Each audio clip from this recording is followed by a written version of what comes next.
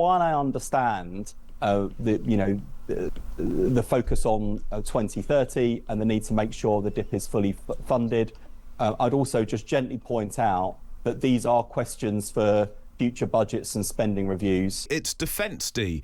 The Prime Minister will be in Barrow-in-Furness announcing an £8.4 billion investment in the next stage of the UK's dreadnought nuclear deterrent submarines. But that money is part of a bigger pot that's already been announced. So we can speak now to the Defence Secretary, Wes Streeting. Good morning to you. Good morning. It's good to speak to you. So if this has already been announced, what's the celebration today? What's the big deal about today, I suppose?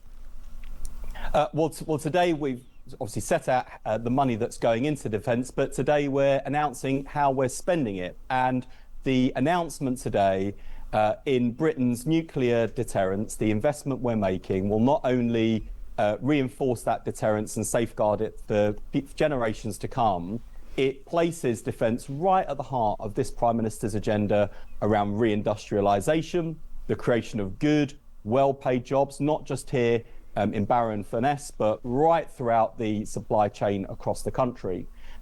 And in particular, opportunities for young people. The 22,000 apprenticeships that we will see in defence between now and 2035 are real opportunities for young people to build skills and build great careers. And today, the Prime Minister and I will have the chance to speak to some of those apprentices who can say something truly remarkable, which is they are at the forefront of some of the most advanced engineering anywhere in the world that is constructing a deterrent that will keep our country safe. And I'm really looking forward to those conversations.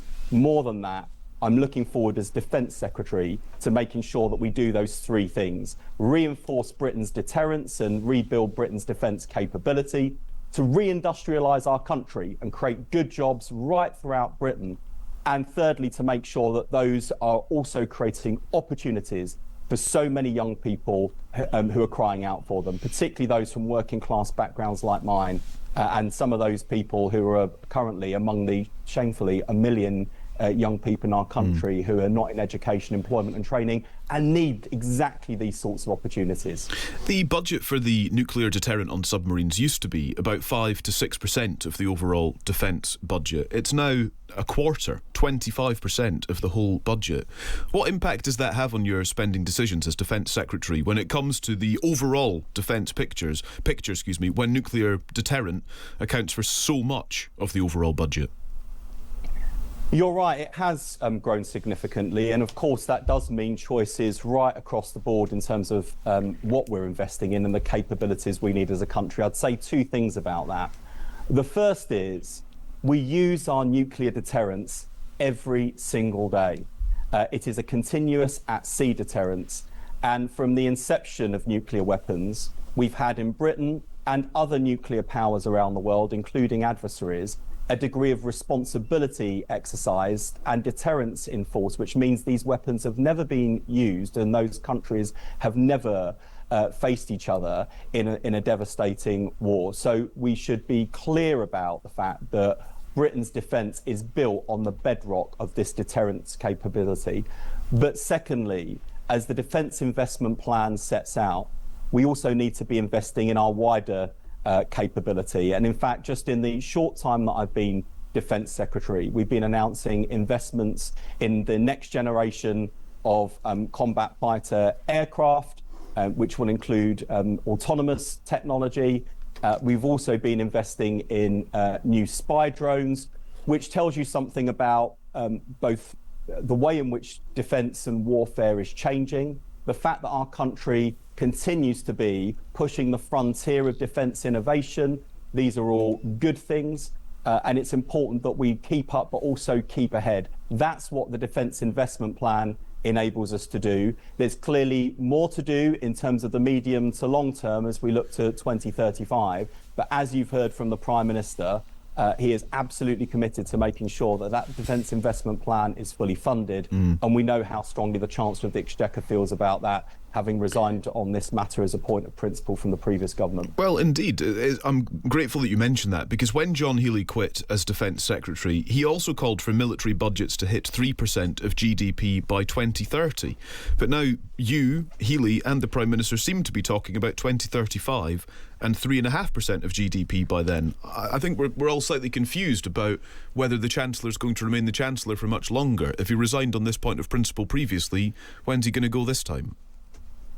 Well, I think we can be clear about two things. One is the 2035 3.5% commitment is Britain's commitment to our NATO allies. And under this Prime Minister and this government, we will keep our word and we will honour our obligations, not just to ourselves and our own defence capability and deterrence, but to our international allies, particularly through NATO. The second thing to say about this Chancellor is, yes, he set out very clearly how strongly he feels about this, and that's a good thing from my perspective as Defence Secretary. He's also made clear his commitment to fiscal discipline, that when he makes announcements around what we'll spend, he will be clear about how we fund it. And so while I understand the focus on 2030 and the need to make sure the DIP is fully funded, I'd also just gently point out that these are questions for future budgets and spending reviews. The Chancellor, the Prime Minister and I will be working together as a team on that with colleagues across government too. So I certainly wouldn't be standing here today as the Defence Secretary if I didn't believe that this Prime Minister and this Chancellor were committed to fully funding the Defence Investment Plan. In fact, I know that's exactly where they stand. OK, so you're not ruling out hitting 3% of GDP as a spend on defence by 2030? Certainly not ruling it out, but I'm also being clear that when we make spending commitments, it's really important we set out how they will be paid for. We've seen in the past, I'm afraid, under our Conservative predecessors, the heavy price Britain plays when you look like you're playing fast and loose with the public finances and setting out reckless spending without saying how it be funding, or setting out reckless tax cuts without saying how they would be funded. So that commitment to fiscal discipline is important, because if you don't do that, you end up paying a far heavier price for losing that credibility, and we will not make those mistakes. But why is it then so that you're not committing to 3% by 2030 today? You're not ruling it out, we hear that. What needs to happen between today and you confirming that 3% by 2030 is achievable? Is it about, for example, winning over enough Labour MPs to cut the welfare bill? How confident should we be that Labour MPs will allow you to find that money?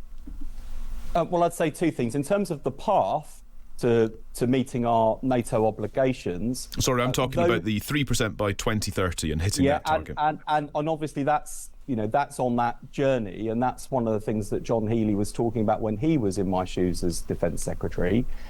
You set that out at future budgets and spending reviews, and so there are future decisions to take about that, but obviously there'll be ongoing conversations within government. The second thing I would gently push back on is the characterisation of my colleagues in the Parliamentary Labour Party, because I think there's been a narrative that's built that the Parliamentary Labour Party is full of people who are incapable of making choices and trade-offs, and that's just not true. We've got a really strong group of Labour MPs who, when they were scrutinising previous attempts at welfare reform, were concerned, not because they were opposed to welfare reform, but because the case didn't stack up. And they were concerned about the detail and the implementation of those reforms, not the principle that we should be getting more people back to work, that we should be cutting the welfare bill, and that we should be making sure that those people who, through no fault of their own, through illness or disability,